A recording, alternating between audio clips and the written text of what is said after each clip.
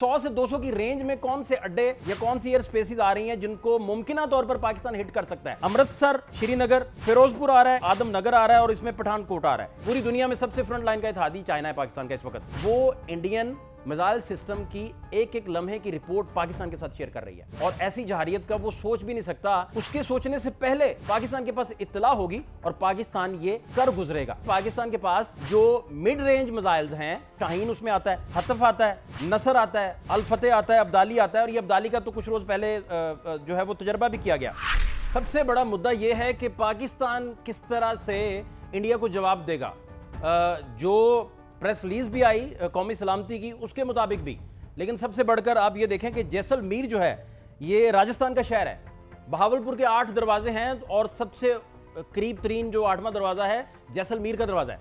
और जैसलमेर का वो इलाका जो इस्तेमाल किया गया पाकिस्तान के खिलाफ, जब बहावलपुर पर हमला किया गया तो जैसलमेर पर अटैक किया जा सकता है। लेकिन पाकिस्तान की पॉलिसी बड़ी वाज़ेह है। पाकिस्तान ने इंडिया की जो फिजा है उसे बिल्कुल इस्तेमाल नहीं करना। इंडिया के जो 5 तैयारे मार गिराए हैं उनमें भी पाकिस्तान ने इंडिया की जो एयर स्पेस है उसे वायलेट नहीं किया। वो आपको बताते हैं कि कैसे। एक तो जैसलमेर जो है इसे निशाना बनाया जा सकता है। दूसरा, जहां जहां से वहां की फिजाइया यानी इंडियन फिजाइया के तैयारे पाकिस्तान पर हमला करने के लिए उड़े थे, उन सारी एयर स्पेस को और वो जितनी भी एयर बेसिस हैं उन्हें अटैक किया जा सकता है। लेकिन उसके लिए शर्त है। शर्त यह है कि पाकिस्तान इंडिया की एयर स्पेस यूज नहीं करेगा। नंबर 1 बात। नंबर 2 बात के पाकिस्तान के पास जो मिड रेंज मिसाइल्स हैं जो 100, 125 और 200 की रेंज के हैं, जिनमें खास तौर पर आप अगर देखें तो शाहीन उसमें आता है। इन्हें सरफेस टू सरफेस मार करने वाले मिसाइल कहते हैं। हतफ आता है, नसर आता है, अल फतेह आता है, अब्दाली आता है और ये अब्दाली का तो कुछ रोज पहले जो है वो तजर्बा भी किया गया। अब 100 से 200 की रेंज में कौन से अड्डे या कौन सी एयर स्पेसिस आ रही हैं जिनको मुमकिन तौर पर पाकिस्तान हिट कर सकता है। चूंकि पाकिस्तान ने जो इक़वाम मुत्तहिदा का चार्टर है 51, उसके मुताबिक पाकिस्तान दिफा का पूरा हक रखता है और अब पाकिस्तान जो भी अमल करेगा वो जहारियत में नहीं आएगा, वो जंग में नहीं आएगा, वो दिफा में आएगा। एक बात तो ये हो गई। दूसरा, अमृतसर 100-200 की रेंज में फॉल कर रहा है, वहां मुमकिन तौर पर हमला किया जा सकता है। श्रीनगर 100-200 की रेंज में आ रहा है, 125 से लेकर 150-200 तक ये हो गया। फिरोजपुर आ रहा है, इसमें आदम नगर आ रहा है और इसमें पठानकोट आ रहा है। ये वो सारे इलाके हैं जिनको मुमकिना तौर पर पाकिस्तान जो है वो अटैक कर सकता है। नंबर 1 बात तो ये हो गई। दूसरा, सबसे इंपॉर्टेंट बात है, पाकिस्तान की एयरफोर्स की जानिब से पहली दफा इसे डिस्प्ले किया गया है कि जो आपके JF-17 थे, ब्लॉक 3 फाइटर्स, उनके ऊपर जो वार हेड लगे हुए थे यानी कि आर्म्ड विद लॉन्ग रेंज, वो लॉन्ग रेंज उनकी जो हैयत थी वो क्रूज मिसाइल जैसी हैयत है उनकी बेसिकली। लेकिन वो उन्हें कहते हैं BVRAAM। BVRAAM का मतलब आप ये समझ लें कि long range PL-15 beyond visuals range air to air missile, यानी कि BVRAAM।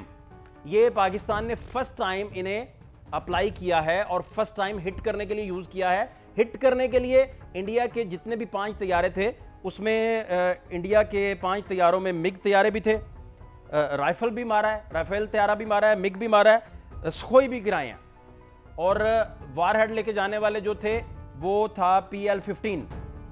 और इसका चूंकि हैयत क्रूज वाली है तो ये करते क्या है कि ये मलबे का जो है वो उसे दूर दूर भी फेंकते हैं क्योंकि बहुत अच्छी इनकी रेंज है। और इंडियन एयर स्पेस भी यूज नहीं किया, ये पहले लॉक करते हैं फिर अटैक करते हैं और पाकिस्तान की फिजा के अंदर रहते हुए, क्योंकि माइल्स अवे ये लॉक और हिट करने की सलाहियत रखते हैं, तो ये टेक्नोलॉजी पाकिस्तान ने इस्तेमाल की है बड़े ज़बरदस्त तरीके से। और इसका नतीजा ये निकला है कि उनको 5 तैयारे जो उनके गिरे हैं, 5 तैयारे भी आप ले लें कि इंडियन मीडिया 3 मान रहा है, फिर 4 मान रहा है, इंटरनेशनल मीडिया कह रहा है कि 4-5, वो सारे उस पर कोई कॉन्फ्लिक्ट नहीं है। इंटरनेशनल मीडिया इसे रिपोर्ट कर रहा है, CNN ने इसे रिपोर्ट किया, रॉयटर्स ने इसे रिपोर्ट किया, BBC ने इसे रिपोर्ट किया। पाकिस्तान ना सिर्फ क्लेम कर रहा है बल्कि आपने फुटेजेस और वो मनाजिर भी देख लिए कहां कहां से वो मलबा उठाया गया। एक तो ये बात है। दूसरा, बठिंडा में, अनखोर में दो ये इलाके। तीसरा, जो पाक फिजाइया ने दुश्मन का तीसरा जो 17 नॉटिकल माइल्स राफेल था वो मगरिब में एवांतीपुरा उस एरिया में जाके इसे हिट किया और ये सारे का सारा मामला जो है वो आपके सामने आया। अच्छा, जो सबसे स्ट्रेटेजिक हमला था जिसे पाकिस्तान बहुत बड़े तरीके से देख रहा है और जिसका वो जवाब देगा। एक तो आप ये देख ली कि जंग और डिस्प्यूटेड टेरिटरी तो कश्मीर थी, लेकिन इंडिया की जानिब से जहां जहां हमला किया गया, अहमदपुर शर्किया डिस्प्यूटेड टेरिटरी नहीं है, मुरीद के नहीं है, सियालकोट नहीं है, शकरगढ़ नहीं है, ये सेटल्ड एरियाज हैं। तो इसीलिए पाकिस्तान उन सेटल्ड एरियाज को ही निशाना बनाएगा जिनमें अमृतसर भी शामिल है, श्रीनगर भी शामिल है, फिरोजपुर भी शामिल है, आदमनगर भी शामिल है, पठानकोट भी शामिल है, और ये सारे के सारे शामिल है। तीसरी जो अहम तरीन बात है वो ये बात है कि एक ऐसा अटैक भी पाकिस्तान करेगा मुमकिन तौर पर जो कि बिल्कुल लीगल है। एक तो इन सारे अटैक्स को लीगल शेल्टर हासिल होगा 51 का, जो इक़वाम मुत्तहिदा का चार्टर है उसके मुताबिक। लेकिन एक अहम तरीन है, बल्गहार पर अटैक पाकिस्तान करेगा तो वो बिल्कुल जेन्युइन और लीगल अटैक है क्योंकि वो डिस्प्यूटेड है।